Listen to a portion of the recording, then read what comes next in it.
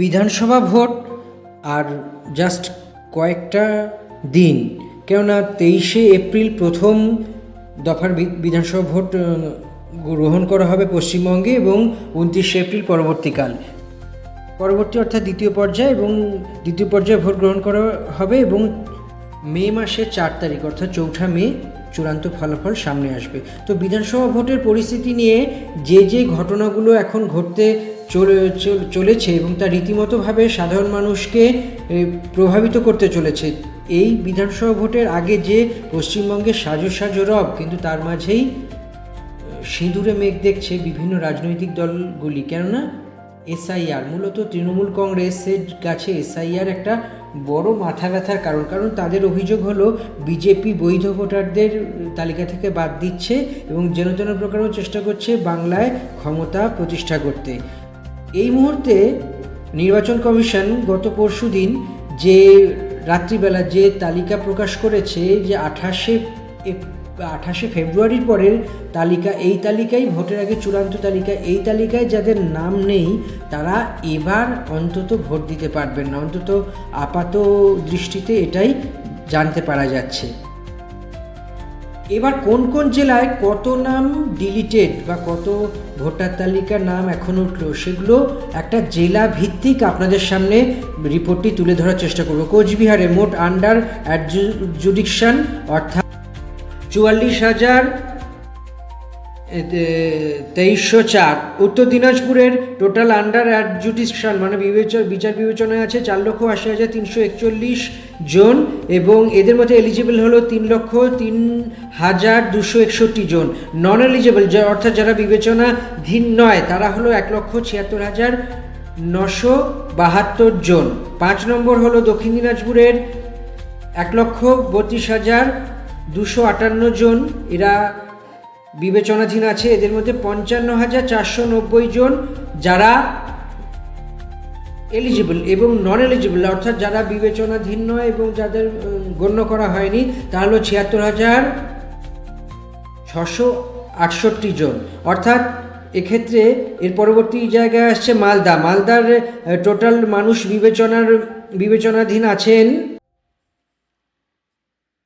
8,28,127 জন। এদের মধ্যে এলিজিবল হয়েছিল 5,88,657 জন। নট এলিজিবল অর্থাৎ যারা বিবেচনাধীন আছে সেইগুলো থেকে এখনও সুনিশ্চিত জায়গায় আসা যায়নি, তবে এইটার থেকে বুঝতে পারা যাচ্ছে যে যারা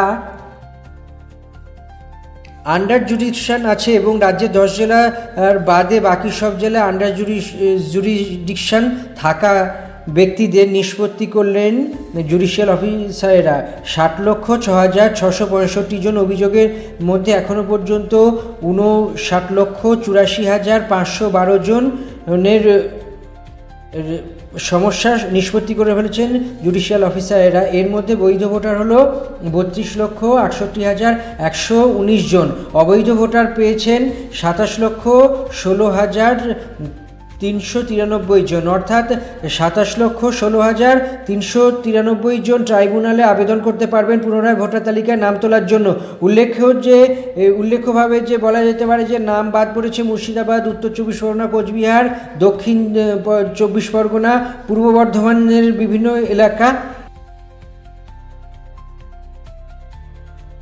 পূর্ব বর্ধমানের বিভিন্ন এলাকা তো আছেই এবং তার সঙ্গে উত্তর 24 পরগনারও বেশ কিছু অংশ আছে। এছাড়াও দেখা যেতে পারে যে যারা মুর্শিদাবাদ থেকে বেশিরভাগের যে অভিযোগের সংখ্যা ছিল তাদের এই জেলাতে অবৈধ ভোটারের সংখ্যা জুডিশিয়াল অফিসারেরা বিধানসভা ভোটের আগেই যে বের করেছেন তার থেকে বেশ কিছু সংখ্যা বাড়ল। রাজ্যের প্রথম দফায় প্রায় যে 152টি আসনে ভোট জন্য স্থির করা আছে, এখানে 1,586 জন প্রার্থী প্রতিদ্বন্দ্বিতা করতে চলেছেন। তার মধ্যে 1,586 জন প্রতিদ্বন্দ্বিতা করলেও 2,304টি মনোনয়নপত্র জমা পড়েছে। রাজ্যে প্রথম দফায় 152 আসনের মধ্যে ভোট গ্রহণের জন্য গতকালই সময়সীমা ছিল মনোনয়নপত্র জমা দেওয়ার এবং 2021 সালে বিধানসভা নির্বাচনের 152টি আসনের জন্য মোট 1,062 জন প্রতিদ্বন্দ্বিতা করেছিলেন। 2026-এর বিধানসভা ভোটের প্রথম পর্যায়ে বা প্রথম ধাপে 152টি আসন আসনের মধ্যে সবথেকে বেশি প্রতিনিধিত্ব করছেন করণদিঘি আসনে মোট 23 জন প্রার্থীর প্রতিনিধিত্ব করছেন বলেই কমিশন সূত্রে খবর। এবং কোচবিহারের মেখলিগঞ্জে 18 জন প্রার্থী প্রতিদ্বন্দ্বিতা করছেন। পূর্ব মেদিনীপুরের নন্দীগ্রামে প্রায় 12 জন প্রার্থীর প্রতিদ্বন্দ্বিতা করছেন। কমিশন সূত্রে এমনই খবর পাওয়া গিয়েছে। এরপরে যেটা বিস্তারিত জানতে পারা যাচ্ছে, 28 ফেব্রুয়ারি 2026 অনুযায়ী পুরুষ ভোটার ছিল প্রায় 3,10,10,772 জন বা 872 জন। মহিলা ভোটারের মধ্যে 3,16,40,885 জন। অর্থাৎ চূড়ান্ত ভোটার তালিকা প্রকাশের পর বাদ পড়েছিল 58,20,899 জন। তার সঙ্গে আরও 4,46,053 জন যোগ করতে হবে, অর্থাৎ 63,66,000 এবং 952 জন বিবেচনাধীন আছে। তার মধ্যে 60,06,775 জন তালিকাভুক্ত রয়েছেন এবং 72,32,68,119 জন বাদ পড়েছেন। সব মিলিয়ে বলা যেতে পারে যে মোট বাদ পড়েছে 27,16,393 জন এবং সর্বসাকুল্যে যদি বাদের পরিমাণ দেখতে পাওয়া যায় 90,83,345 জন।